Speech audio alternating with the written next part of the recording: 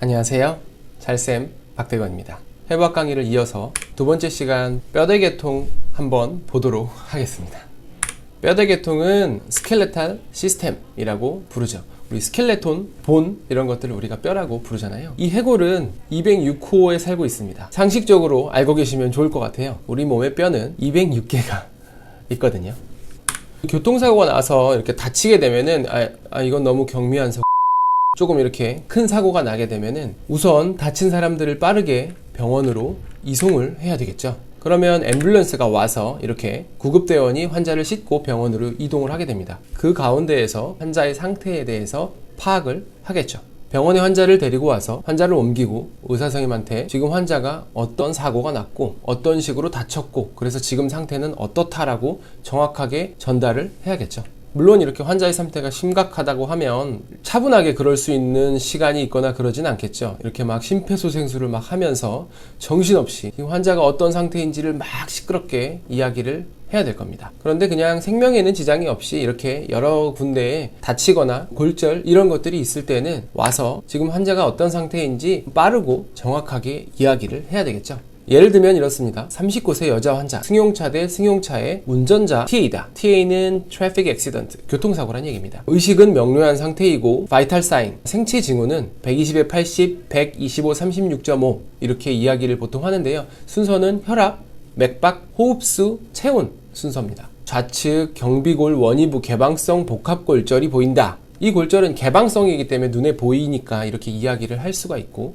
또 좌측 골반과 좌측 늑골에 골절이 의심이 된다 라고 이렇게 전달을 해줄 수가 있겠죠. 하지만 너무 상황이 급박하거나 일 처리가 능숙하게 되지 못하는 그런 상황이 있게 되면은 의사는 이렇게 화를 낼 수밖에 없게 됩니다.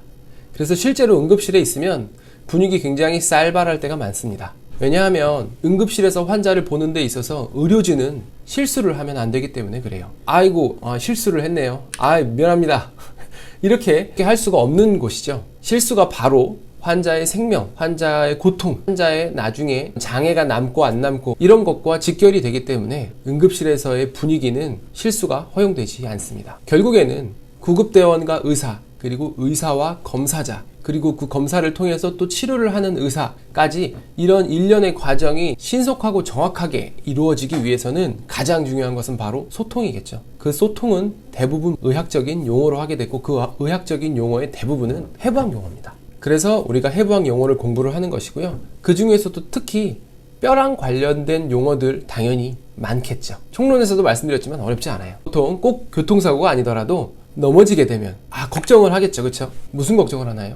네, 뼈가 부러졌을까봐 걱정을 하죠. 다른 것보다도 왜 뼈 부러진 거를 항상 걱정을 많이 할까요? 그 이유야 당연히 뼈가 부러지게 되면 기부스를 하거나 수술을 해야 될 수도 있는 경우가 생기기 때문에 그래요. 그리고 당연히 이렇게 되면 오랜 시간 동안 치료받아야 되고 쉬어야 됩니다. 뭔가 계획해놨던 그런 것들이 모두 다 틀어져요. 여행 같은 것들을 못 가게 되는 일들이 생기잖아요. 그럼 이제 궁금증이 생기는 거죠. 왜 뼈의 골절은 이렇게 천천히 낫는 것인가? 뼈가 뭘로 돼 있길래 빨리 안 낫는가? 자, 이거는 손목 엑스레이 사진이죠. L이라고 써있기 때문에 좌측을 말합니다. 좌측 손목이고요. 지금 이쪽에 골절이 있는 것이 보이시죠? 이 뼈는 요골입니다. 그래서 좌측에 있는 요골의 원위부골절이라고 이렇게 표현을 할 수가 있을 거고요. 영어로는 Left Distal Radius Fracture라고 부를 수가 있겠죠.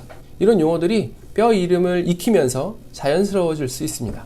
이런 골절이 있을 때 강력 접착제라도 붙여서 좀 빨리 붙일 수 있으면 참 좋으련만 그럴 수가 없다 보니까 기부스를 해서 이 뼈가 스스로 붙을 때까지 기다리는 방법밖에는 없습니다. 이 엑스레이 사진은 아마도 그 스포츠 선수였던 걸로 기억을 하는데요. 이거 전완골이죠. 아래쪽 팔입니다. 요골과 척골 두 가지 뼈가 있는데 둘 다 부러졌죠. 아까보다 훨씬 심각해 보이죠. 이 중간 부위를 우리는 간부 혹은 체부라고 부르는데요. 거기가 부러졌기 때문에 요골 척골 두 개 합쳐서 요척골 간부골절이라고 부릅니다. 영어로는 Radio Ulnar Shaft Fracture라고 부를 수가 있겠죠. 이 골절은 아까와 좀 다른 점이 있죠. 바로 전위가 있다는 점입니다. 위치가 바뀌었다는 얘기죠. 아마도 이쪽으로 굉장히 강한 힘이 주어지면서 뼈가 위치가 바뀌었습니다.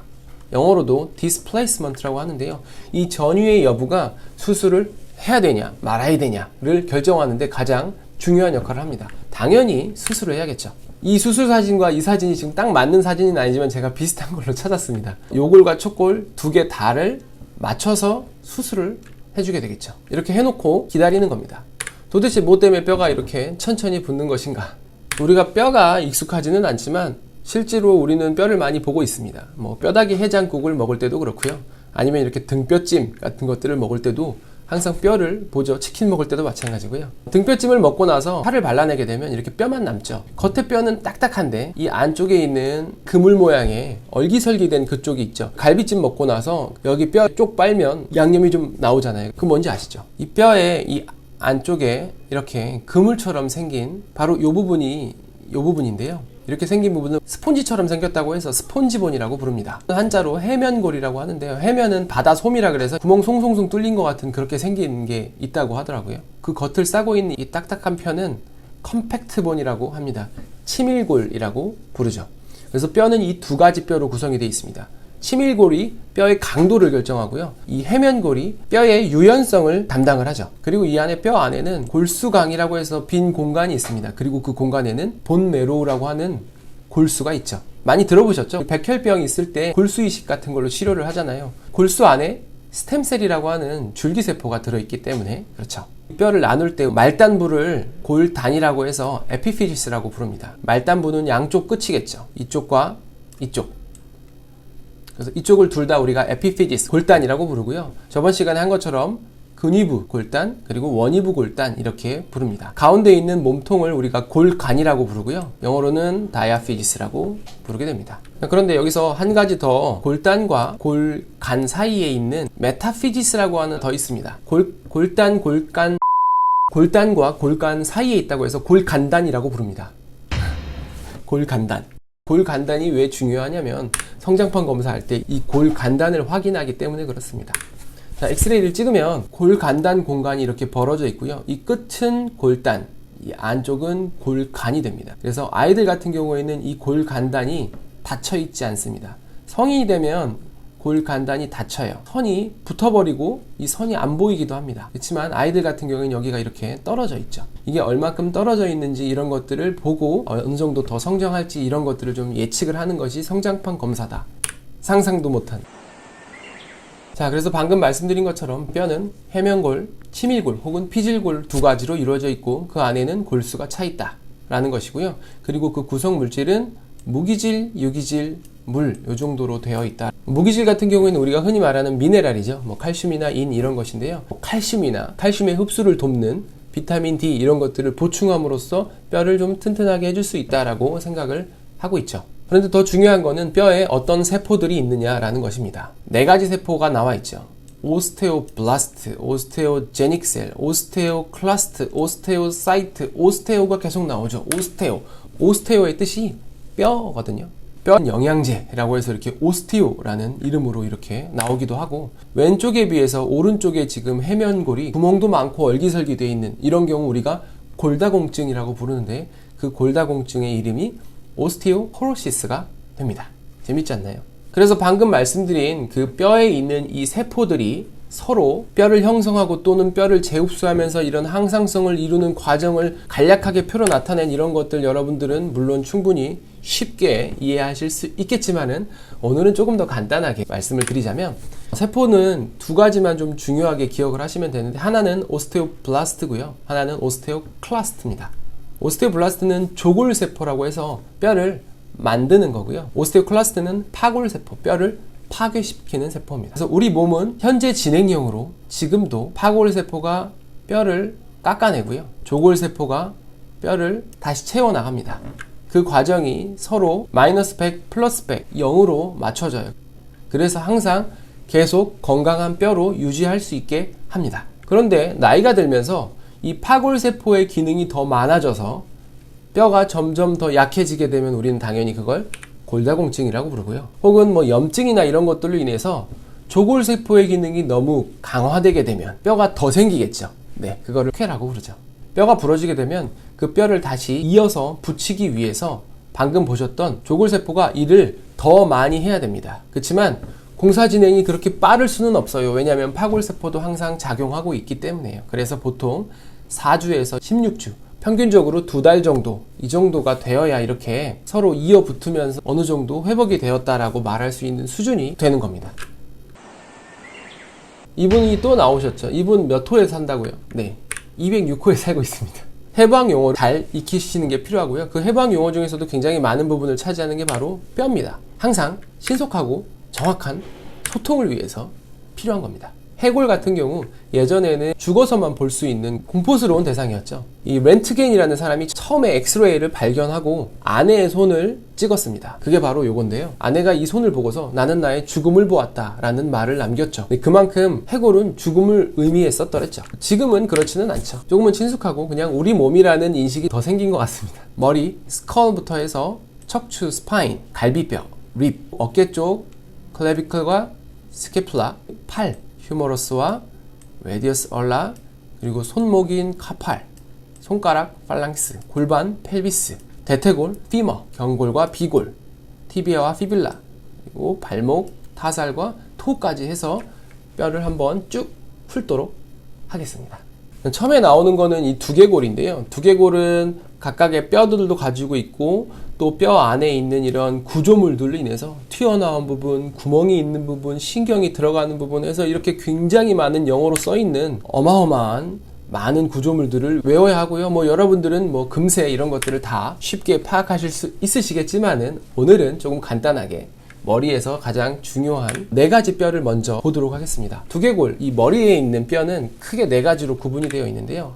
전두골과 두종골과 후두골, 그리고 측두골, 이렇게 4가지로 구분이 되어 있습니다. 전두골은 프론탈본이라고 하고요. 두종골은 페레탈본, 후두골은 오스피탈본, 측두골은 템포랄본입니다. 이런 것들을 그냥 무작정 외우기 시작하면 금방 잊어버리고요. 다시 외워도 또 잊어버립니다. 제가 추천하는 방법은 처음 보실 때 이 한자어 그리고 영어도 마찬가지고요. 유래를 좀 찾아보시는 것도 좋고 뭔가 좀 이해가 되시면 훨씬 기억이 잘 남고요. 스토리를 스토리를 만들거나 지어서 연결을 시켜서라도 기억이 날 만한 장치를 처음에 시간이 걸려도 해놓는 게 좋은 것 같더라고요. 전두골 같은 경우는 앞전 그리고 머리 두자를 씁니다. 그래서 머리의 앞쪽이라는 얘기죠. 이마에 있는 뼈를 말하고요. 영어로도 프론트가 앞쪽이니까 프론탈본이라고 부릅니다. 이 정도는 외우기 쉽죠? 두종골은 머리에 정수리에 있는 뼈라는 얘기입니다. 페리에탈이라는 뜻이 바로 정수리를 말하는데 이런 것들도 외울 때는 예를 들어서 파리가 뭔가 정수리에 앉은 그런 모습을 좀 연관시켜서 파리에 딱 말은 안 되더라도 조금 이런 식으로 외우시면은 기억이 잘 남거든요. 예시일 뿐입니다. 본인이 직접 만들어서 하시면 됩니다. 후두골 같은 경우는 뒤후자죠. 뒤쪽에 있는 머리를 말하는 거고요. 오스피탈본이라고 부릅니다. 머리 뒤쪽에 튀어나온 부분, 이쪽 부분 이렇게 만져지는 부분을 우리가 오시풋이라고 부르거든요. 그래서 오스피탈본이라고 하고요. 뒤통수를 이렇게 누가 때리려고 하다가 피하면 어우씨. 자, 이렇게 외워두면요. 머리에도 그대로 적용이 됩니다. 프론탈롭, 페레탈롭, 오시피탈롭, 템포랄롭, 전두엽, 두정엽, 후두엽, 측두엽. 아까는 뼈였으니까 전두골이었고요. 지금은 뇌에 구획을 나눠놨기 때문에 이거는 입 옆자를 써서 엽이라는 표현을 씁니다. 우리 간이나 폐를 나눌 때도 상엽, 하엽 이런 식으로 나누거든요. 그리고 또 한 가지 제가 여기 써놓은 것 중에 이 봉합이라는 개념이 있죠. 영어로는 수처라고 하고요. 우리 어떤 거 상처 났을 때 꼬매는 거 봉합이라고 하거든요. 전두골과 두종골 사이를 구분하는 이 선을 관상봉합이라고 부르는데 이걸 왜 봉합이라고 부를까요? 누가 꼬맨 것도 아닌데요. 이 봉합은 어렸을 때는 벌어져 있습니다. 벌어져 있다가 나이가 들면서 다치게 되거든요. 그렇기 때문에 이거를 봉합이라고 이름을 붙여놨고요. 이 전두골과 두종골을 나누는 이 선이 관상봉합인 이유는 저번 시간에 말씀드렸던 것처럼 관상면이기 때문에 그렇습니다. 관상면으로 이렇게 지나가기 때문에 관상봉합. 두종골 가운데 있는 시상면을 지나는 거는 시상봉합이라고 부르겠죠. 그 외에도 이렇게 잠깐 보시면은 이쪽은 광대뼈죠. 네, 광대뼈는 자이고마틱 본이라고 부르고요. 아래턱은 맨디블, 하악이죠. 위턱, 상악은 맥실라 이런 식으로 뼈 이름을 지어놨습니다. 기본적인 것들을 먼저 외우시고 그 다음에 추가적으로 조금씩 넓혀 가시면서 공부를 하시는 것을 추천을 드립니다.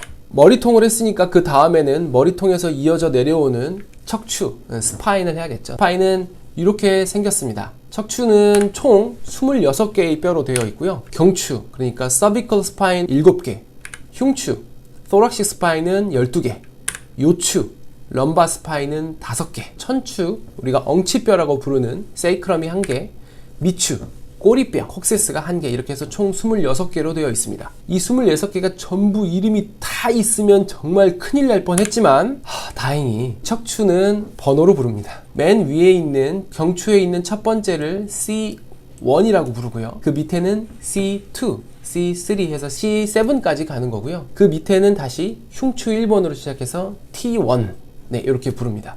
그렇게 해서 쭉 번호를 매기게 돼 있고요. 영어로 이렇게 이런 식으로 쓰게 돼 있죠. 이 맨 밑에는 지금 요추 5번 L5가 되는 겁니다. 그래서 우리 뭐 디스크 있을 때 요추 4번, 5번 사이가 어땠다 이런 얘기들을 하는 것이죠. 정말 다행이죠. 그런데 딱 2가지 C1과 C2에는 이름을 붙여놨습니다. 영어로는 아틀라스, 엑시스라고 하고요. 한자로는 환추, 축추라고 하는데요. C1과 C2는 이렇게 생겼습니다. 동그랗게 생겼고 밑에는 이렇게 돌기가 있죠. 끼워지면 이런 모양으로 착 끼워지게 됩니다. C1 환추 같은 경우는 이 환자가 둥글 환자, 네, 동그랗게 생겨서 환추라고 부르는 거고요. 밑에는 축이 되기 때문에 축추라고 부릅니다. 영어로도 엑시스가 축이죠. 그런데 이 아틀라스는 무슨 뜻일까요? 그리스 신화를 좀 아시는 분이면 눈치를 채셨을 수도 있는데요.